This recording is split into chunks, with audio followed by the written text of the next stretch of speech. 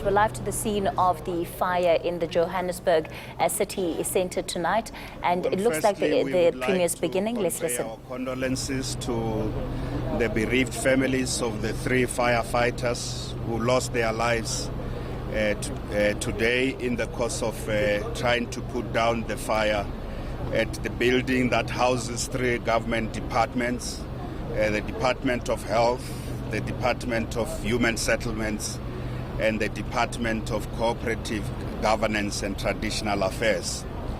We have just emerged from a briefing, the Minister and I and the 2 MECs. The Minister was in Cabinet in Cape Town. We had our provincial Cabinet, which was held in Tshwane, in Mabopane. In the course of our Cabinet meeting, we were informed that fire has broken out in the building, and we released MEC Mamabulo, the MEC responsible for infrastructure development, and a team from the Premier's office to come to the place where the fire was. They were met by the team from Johannesburg, the MMC responsible for safety, MMC San, and the acting mayor, MMC Ngobeni, were on site together with MEC Mamabulo. I want to first commend the firefighters from Johannesburg about their response time and the efforts they put into this. I want to say to the people of our province that the Gauteng provincial government undertakes a conditional assessment of buildings annually. We commissioned a full assessment of all the buildings and all the facilities of Gauteng government. This would include hospitals. We commissioned that conditional assessment last year. The report on the buildings just came out last week. The MEC was briefing me that he actually received the report last week. So every year when we get the conditional assessment report of the buildings, there are buildings that we decommission. For example, there are buildings that when the report says to us, this building cannot even be renovated, structurally unsound, it needs to be brought down. We move people to, we get the next, the relevant department, we get them into we get them new accommodation and leave that building completely. So we've got several buildings in the CBD of Johannesburg that we have decommissioned. In other words, out of the conditional assessment, we have completely moved people out of those buildings because the report would say this one cannot even be renovated. So out of the report that came, the latest report, as MEC Mamabulo said, several buildings were identified, including this building that houses the Department of Health. We had already started through the Department of Infrastructure Development a process of moving the departments. So the Department of Cooperative Governance, COCTA, has actually started being moved out of that building, and the Department of Human Settlement. So as I said, there are 3 departments in the building. The plan was to move all of them out of that department, and that gets done in phases. We have been working with the unions very closely, and workers from time to time themselves raise issues about the conditions of buildings, and then we bring the Department of Infrastructure Development to confirm that this building can be renovated, or this one is beyond renovation, it needs to be demolished completely. So as I say, the latest report was just last week, and we had already started moving the 2 departments. And at this stage, we have 7 other buildings, and I have taken a decision that we will have to find temporary accommodation for staff in all those buildings. As things stand, We don't know what the cause of the fire is. Fortunately, there's a staff member who was in the room where the fire started. The police are going to interview that staff member who was there. We will know exactly what caused the fire, but in general, we have several buildings that we have been decommissioning. As soon as the report comes out and says this building is not in a good state, we decommission the building. Others, we don't decommission them. We get them renovated and get our staff temporary accommodation. So this happened with the Department of Health when we were in the process of really attending to the issues that this major building that houses 3 departments has brought to the fore. So I would like all the staff who work for the Gauteng provincial government should bear with us, at least with regard to the 3 departments which are in here. For now, they can't come to work tomorrow because we are sorting out emergency accommodation for them. We will be able to advise them. Their heads of departments are communicating with them. We will be able to advise them when they will come to work. But we are fast-tracking procurement of accommodation for the 7 other departments, which the reports that came last week said those buildings are also not in compliance. And this is something that we do on a yearly basis, led by the team. Where's the HOD of DID? Come here, HOD, I want you here. So the HOD of the Department of Infrastructure Development, together with the MEC, do those things annually on behalf of our executive. So we were in the process, certainly, of having to procure accommodation for 7 departments whose buildings were not in a state that complies. And that's something we do on an annual basis. But we're now forced by these circumstances to have to do that in the course of this week. We will also consult with our provincial treasury to enable us to can do this as an emergency. I will continue to advise the relevant MECs who will also communicate with their heads of departments around the progress with regard to the 3 departments. We're hoping that by Monday we would have accommodation for the staff of these 3 departments. This is something we deal with usually not on an emergency basis. We are able to move a certain number, including me, my office. The Premier's office caught fire, as you know, last year. Apart from that, that building itself has been undergoing renovation, and from time to time we move our staff. I have been homeless for a while, if I was to call that homeless, officeless for a while. That's something we deal with our most of these buildings are old buildings, but we are not prepared to move from the CBD of Johannesburg. I have made a commitment to the mayor of Johannesburg that we want to reinvest into these buildings and ensure that our staff, all those who serve the public, do so at least in conditions that are safe.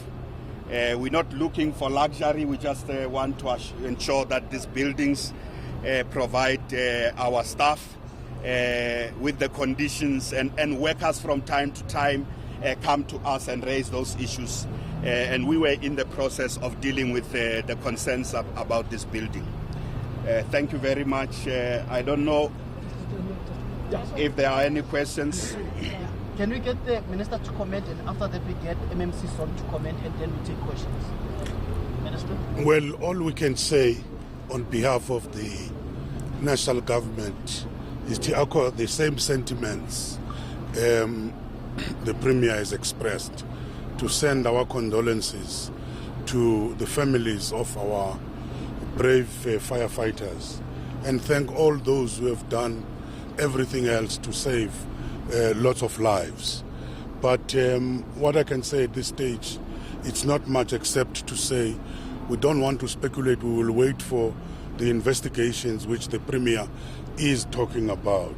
But one reality is that the issue of the inner city buildings, not just in Johannesburg, it's a matter of concern. In Pretoria, we are also dealing with more or less the same buildings. For instance, some of you might know about the crisis of Civitas, which is the headquarters of the Department of Health. But we are looking into all those issues. It's like now we will have to put a top gear to move with speed, not gradually as we thought we would do. But we will be working together with the Gauteng government under the leadership of the Premier and the MEC as my colleague to deal with these issues of infrastructure. Thank you very much. Thank you, Minister. MMC. Thank you very much. Mr. Premier, Mr. Minister, ladies and gentlemen, let me first say we appreciate you staying so late with us. We also want to express our appreciation for the presence of Premier David Makhura, Mr. Minister and his two MECs. I'm standing here with my acting mayor, MEC Funzi Ngubeni. As you have heard, the unfortunate deaths of our 3 firefighters, we are devastated. We are heartbroken at the city of Johannesburg to learn that we having to lose 3 very brave firefighters. They didn't lose their lives for nothing. They saved tens of employees of the provincial government out of that building. Mr. Premier, at the same token, we want to express our wish and speedy recovery to those employees of the provincial government that were taken to hospital today. Ladies and gentlemen, I think just to give you an update, luckily the 4 firefighters taken to the Garden City Hospital, they have been released, Mr. Premier. The other 2, unfortunately, are still in ICU at the Moore Park Hospital, where the Premier and ourselves will be visiting very soon. As another precautionary measure, we will be closing off Albertina Sisulu and Pixie Seme Street tomorrow. As you can see, the building has just been put out in terms of fire. However, the glass panels and the debris are still falling. We want to ensure that we close off this block to ensure that no pedestrians or motorists will come near the building. We certainly don't want to see any more casualties or injuries. But as the City of Johannesburg, we certainly want to express our deepest condolences again. We have started, in fact, with our own processes within the City of Johannesburg to see what the benefits, especially relating to these incidences, would be made available to the family of the deceased firefighters. Just to add that, Mr. Premier, our chaplaincy in the city of Johannesburg have activated their services to deal with the trauma and the incidences, not just by the residents around, but by the firefighters themselves. So we'll continue to monitor. We will work very closely with the provincial government to ensure that we get over this. So thank you very much once again. Thank you. Ladies and gentlemen, thank you very much. We have a press conference tomorrow at 12 o'clock, and we will let you know. Unless if there is a pressing. Yes. Yes. Sorry. How many? Let me check. Please, guys, be short. We're going to be brief. So I'm only taking only the 2 of you. Okay? All right. Okay. Premier, with all due respect, this report came out on the 27th of August. Why were people not evacuated on the 28th? Okay, well, to whom? Premier. To the Premier. Okay. Look, the Premier may not have the details of some of the things that you're asking, because you're asking extremely operational issues. Yeah, let's Premier, get the next question. Okay, Premier, my name is Itakani Magweza from the SABC.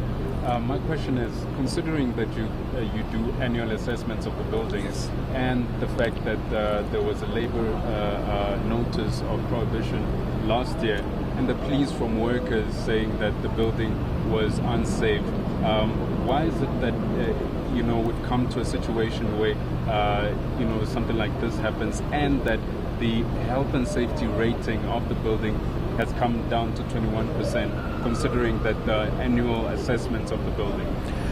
Well, as I was saying to you, that the conditional assessment of our buildings is done on an annual basis. and the latest report came in last week, and that's Monday, the 27th. And I have particularly said that for the Department of Cooperative Governance and the Department of Human Settlements, those two departments were in the process of being moved, and the process as we do it is that once the reports are brought, we make a determination based on the conditions of the building about which one to move people, and the MEC for Infrastructure Development, who is here, will be able to explain what the process is. All I can say to you is that once the report is out, we make a determination based on that report that particular buildings are not fit for habitation of people, for occupation at all. They need to be brought down, and others need to be fixed. So we were in the process of moving people out of this building. It's one building that has got 3 departments, and the specific MEC and the HOD can explain a little bit more detail about that. But and I also want us to wait with the question of the cause of fire. I think it is important. The action that the provincial government takes once it receives the reports, it's something that we have done on an annual basis. How long that report gets to us is something that the MEC can explain. But the important thing is that report was given to the department on the 27th of August. And then the department was in the process of relocating staff out of that building, at least from the 2 departments. Thank you, ladies and gentlemen. MEC Mamabolo is available for a one-on-one. Okay. So as I've said, tomorrow at 12 o'clock we're having a press conference. We'll let you know about the details. As of now, the Premier is going to Mill Park Hospital to visit some of the firefighters and some of our staff members who are injured. So if you're interested, you may follow the Premier Mill Park Hospital. May I just say that there were 13 who were hospitalized, admitted to hospital on the basis of exhaling the smoke. We will also visit them, as most of them have been discharged. There is a few of them who are remaining, and we are going to be visiting them together with the firefighters. They are at Mill Park as well. And as their condition improves, they get discharged by the doctor. So we will definitely give an update tomorrow. Thank you very much. Thank you, guys. Thank you. All right, Gauteng Premier David Makhura trying to put his administration's take at least on the table in terms of how this fire may have transpired. And he says that they were in the process of relocating some of those who were in that building, housed in that building from the Human Settlements and Health Department.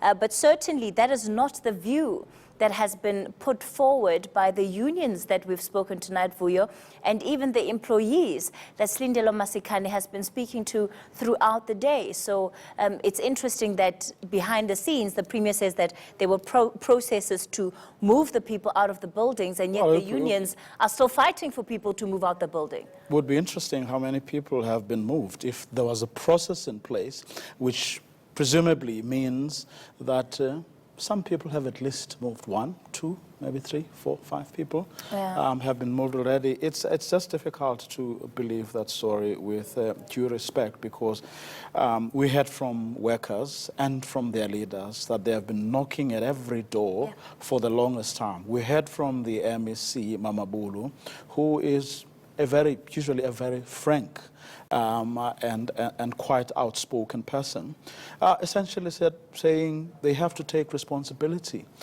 for this. A lot has gone wrong. Things were supposed to have been done. They have not been done. Well, the Premier does look like, he was going out of his way to really, avoid, stronger criticism and actually fault being found. But it just It just doesn't make sense. I'm sorry. And of course, there'll be more questions asked about the conditional assessments, which the Premier says that are conducted annually. And as we heard from Nahau earlier on this evening, since 2014, they've been raising concerns about the state of this building and holding protests since then, but instead telling us that their shop stewards have been suspended and targeted by managers who thought they were stirring trouble by trying to ensure that safety standards at that building were being adhered to. And so, but also, I mean, processes or not, I mean, if someone says, if your own people, your own inspector says, this building should not be occupied by people, because it was what was the 20 what percent? 21%. You know, I mean, it means that there shouldn't be anybody in that building. That's all that it simply means. So a move to begin to move people away, I think it's not good enough. All right. Well, the Premier will certainly have to answer more questions tomorrow at midday. As you heard, they'll be holding a press conference tonight. They're still heading over to the various hospitals where some of the firefighters and the employees who are suffering from smoke inhalation are being treated. Lindo Kulu is at the Mill Park Hospital for us, and will certainly be touching base with him to find out what's happening there. Newsnight